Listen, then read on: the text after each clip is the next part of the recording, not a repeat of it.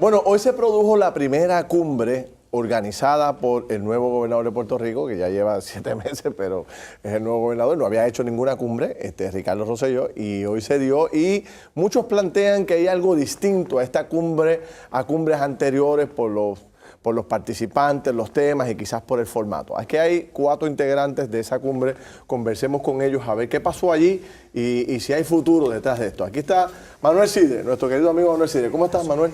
Muy bien, gracias por invitarnos. Para mí siempre es un placer estar con ustedes. El privilegio es nuestro. Está con nosotros el presidente del Colegio de Abogados, el licenciado Alejandro Torres. ¿Cómo está, presidente? Estamos muy bien y contentos de estar aquí con ustedes esta noche. Qué bueno. Y allá con Alex nos acompaña el presidente de la Asociación Industrial, Rodrigo Mace.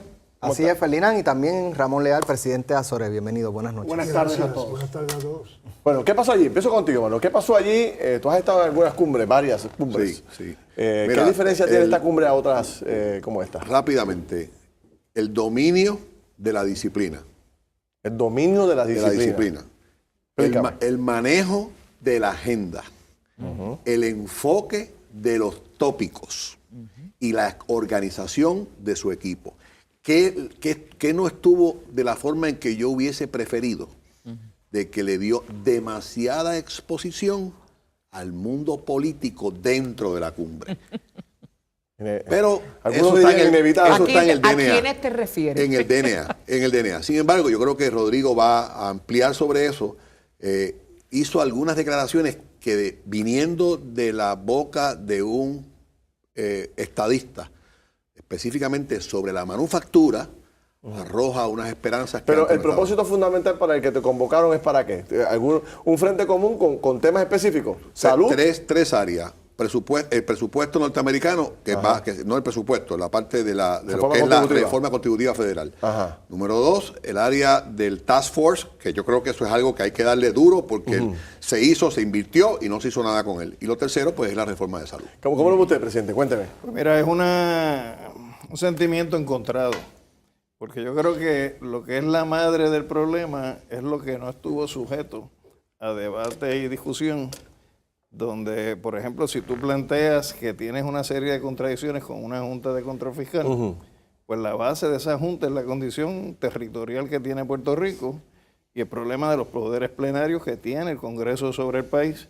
Y ese fue el tema que precisamente fue excluido de la discusión.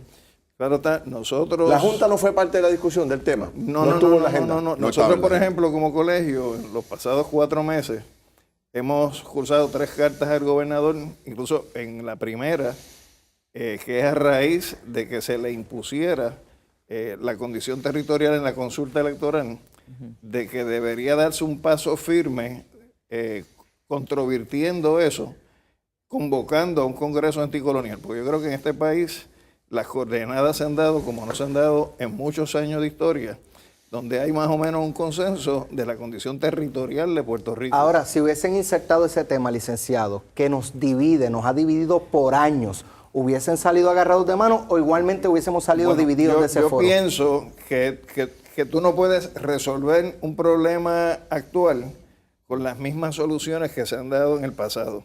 Y el discurso de que aquí lo que hay que atender es el tema económico, no el tema de la subordinación política, yo lo estoy escuchando desde que estaba... Usted no salió tan convencido de allí. ¿Qué opinan tus invitados, Ale? Distinto a otras cumbres que vieron en esta. Mira, yo creo que ciertamente tenemos que un poco poner esto en perspectiva. De hecho, el tema político, el gobernador con mucha claridad lo define y lo saca de la discusión, ¿verdad? Y él atiende los 3 temas, los 3 asuntos económicos, porque el objetivo de esto es una sola voz. Es ir de frente al Congreso, ¿verdad? Como un equipo coherente y con una sola voz, atendiendo y argumentando los planteamientos que necesita Puerto Rico. Así que el gobernador atiende esto, como dijo Manolo, en 3 aspectos. 1, en salud. Y eso lo despacha rápido, porque en salud yo creo que todos estamos, ¿verdad?, de acuerdo en que es importante la paridad en los fondos de salud. El segundo, que es el tema de implementar lo que fue el informe del Task Force al Congreso, y que eso pues se respete, se le dé canalización a todas esas medidas, pues eso fue un poco parte de lo que él definió como entregables que hay que atender. Y el tercero es el asunto primordial de la reforma contributiva, federal de frente a las ventajas competitivas que Puerto Rico necesita para mantener su manufactura y crecerla. En ese contexto, ¿verdad?, es que el gobernador hace unos referentes en donde dándole significancia estadística a los números a través de los cuales se representa la manufactura en la economía, él claramente le da importancia suprema a la manufactura, toda vez que, número uno, establece que es el 77% de los fondos que recibe Hacienda. Número dos, establece que es el 33% del cash flow del gobierno. Y número tres, establece que es el 48% del Producto Interno Bruto. De hecho, la única estadística que se dio en este junte es precisamente esta estadística, dándole coherencia y sentido al discurso de la manufactura. Ahora, Ramón, te pregunto, ¿esto fue un foro donde el gobierno los convoca a ustedes para decirle, esto es lo que necesito que hagamos, vayan conmigo, o es un foro para que ustedes aporten también a la estrategia? No, es una invitación para compartir un pensamiento, una forma de pensar, pero en la misma invitación va marcado cuáles van a ser las áreas puntuales que se van a atender. Y creo que los compañeros lo han hablado. El tema de salud, el tema de la reforma contributiva, tenemos que atender el tema de que lo que pasó en Nueva Orleans, a mucha gente se le olvida cuando llegó Katrina, Nueva Orleans, siendo parte de los Estados Unidos, entró en una depresión económica y el gobierno le tiró un salvavidas, haciendo ¿qué? Utilizando al gobierno como el comprador de lo que se llaman los set-asides, que es que el Departamento de la Defensa tiene un presupuesto para comprar cosas. Mira, cómpraselo a la gente de Nueva Orleans, allá el pequeño y mediano comerciante que provee servicios y que provee productos. Puerto Rico es parte de esos hub zones o distress zones y caemos bajo ese No es la escenario. primera vez que hemos estado de acuerdo en esos temas. Hemos estado de acuerdo en esos temas muchas veces. Pero hay una cosa que es Lo que dijo interesante, perdona que te interrumpa, Yolanda, y es que, sin duda alguna, de una forma solapada y muy elegante, el gobierno está admitiendo que no tiene todos los topos en su favor y que necesita que el sector privado le ayude. Sidre, pero... Porque si tuviesen los elementos al lado de él, No te lo capitalizaban políticamente. Usted mencionó algo que es la presencia, salvo la presencia un poco de los políticos, pero los políticos no fueron los dominantes dentro de esta jugada. Pregunto, número uno, y número dos, vi que también había presencia de comunidades. Estaba Carmen Estaba Villanueva, que es una líder, como ella dice, negra, parcelera. Negra, pobre y parcelera. Pobre y parcelera, que es muy respetada en su comunidad. Estaba la comunidad LGBT también. Exacto, representada. la LGBT. Tú no puedes decir que la solución tiene que ser quitando la política, porque precisamente la exclusión del estatus también es un tema político.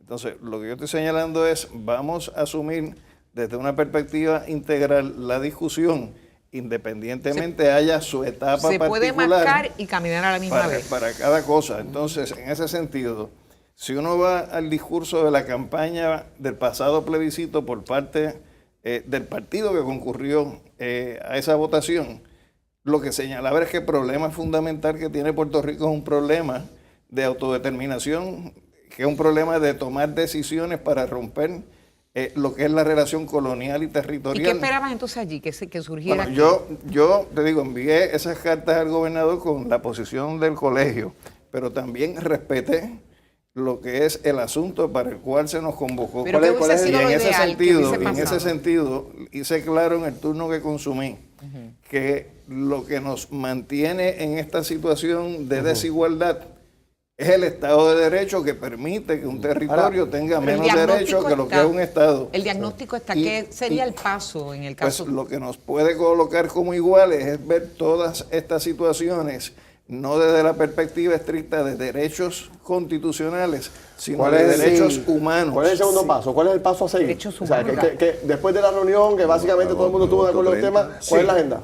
Ahora viene una serie de reuniones, una que va a ser el 30 de agosto y posteriormente habrá otras reuniones donde se van a conformar unos comités para poder trabajar puntualmente lo que van a ser las agendas de los 3 viajes que se van a estar dando a Washington como grupo. Después de eso viene una reunión para poder evaluar el resultado de esos viajes. Ahí cabe mencionar que la comisionada residente en Washington, Jennifer González, es parte también de todo este esfuerzo, porque ya hay muchos esfuerzos que se están trabajando. Y los los exgobernadores, ¿cuál es el papel de ellos? Porque hay quienes plantean con suspicacia que muchos de nuestros males hoy día tienen que ver con esa presencia de esos políticos allí. O sea, en su administración. Déjame decirte algo, Ajá. porque yo creo que ahí estuvieron varios exgobernadores. Ajá, correcto. Aquí se habla mucho en Puerto Rico de la responsabilidad de la deuda, ¿verdad? Y nosotros podemos hacer una autopsia del muerto todas las veces que queramos para ver cómo se murió. Pero aquí una de las cosas que vimos, algunos compañeros míos, después que intercambiamos impresiones, es que podemos seguir haciendo autopsias, pero la realidad es que tiene que haber un junte de voluntades. Sí. Estamos a punto de quedarnos sin dinero en la cuestión de salud. O sea, que hay temas que trastocan. Yo escuché a Aníbal hace veces decir algo que me pareció interesante, no sé si a ustedes les sorprendió. Aníbal le estaba diciendo en su turno que todos tenemos que reconocer que habíamos cometido errores y él reconocía su parte. Se parte entonces de la propia responsabilidad, porque yo creo que es el primer gobernador que hace ese planteamiento, porque aquí vino Rosselló una vez y por poco nos tapan pan cuando hablamos del tema de. Mira, fue más de la deuda, preciso, porque dijo que había responsabilidades por las cosas que se hicieron y había responsabilidades por las cosas que se pudieron haber hecho y no se hicieron. Ahora, en el caso del sector privado, si se hubiese puesto en la agenda el tema político, de estatus, de igual forma hubiesen participado y hubiese ese compromiso también para discutir ese asunto en Washington, o ahí ustedes no hubiesen entrado. Lo que ocurre es que independientemente de la importancia y lo pertinente que sea el tema político en la discusión, ciertamente el sector privado típicamente se separa de esa discusión. Pero lo que está planteando es como derechos humanos, que no termino de Fíjate completar. que el problema de la salud, pero no deja de ser un issue político. El problema de la salud es un problema de derechos humanos. Ajá. El problema de la educación es un problema de derechos humanos. Un reclamo de derechos humanos para el caso de Puerto Rico. Y dentro de los derechos humanos, uno de los reclamos es el ejercicio de la libre determinación que ha estado planteado en cualquiera de las opciones, porque no tiene que ser una, en cualquiera de las opciones, pero sí el ejercicio de la libre determinación. Pero yo pienso que aunque el sector privado insista, y soy parte del mismo, de mantenerse separado del sector político, tarde o temprano, en toda esta discusión, todo incide. vamos a estar insertados en el sector político del país. ¿Cuánto va a durar esta luna de miel? En la medida que esa agenda se mantenga enfocada, que no se deje contaminar por la parte política, que la parte del estatus se quede afuera, que los miembros de la oposición donde pusieron la palabra pongan la acción y donde vayamos a Washington a defender lo que yo creo que seamos ciudadanos americanos hoy es lo que nos Algunos pertenece. plantearon que era difícil ir en convoy a ir a ver un legislador y cuando fueran a entrar a la oficina del legislador estaban saliendo los exgobernadores proponiendo la estadidad. Mucha diversidad de grupos. Muchos mensajes. Fíjate que el dato interesante es que de todos los exgobernadores, el único que no hizo expresión fue el gobernador Pedro Rosselló. Fue el único que pasó con fichas en su turno. Okay. Entonces uno tiene que Porque él tiene preguntarse su propio grupo. ¿qué está ¿Y pasando? sí la habló? Sí, pues cuenten con ella. Siempre y cuando se mantengan en la agenda. Me imagino que Torres va a seguir en el grupo, aunque no se toque la En la territorialidad. carta que nosotros le enviamos al gobernador antes de esta reunión, le dijimos claramente que ya su carta de invitación había ido a la Junta de Gobierno, que yo rendiría el informe de lo ocurrido y que sería la Junta de Gobierno la que tomaría la determinación. El único que no asistió fue el PIB. Y Romero Barceló.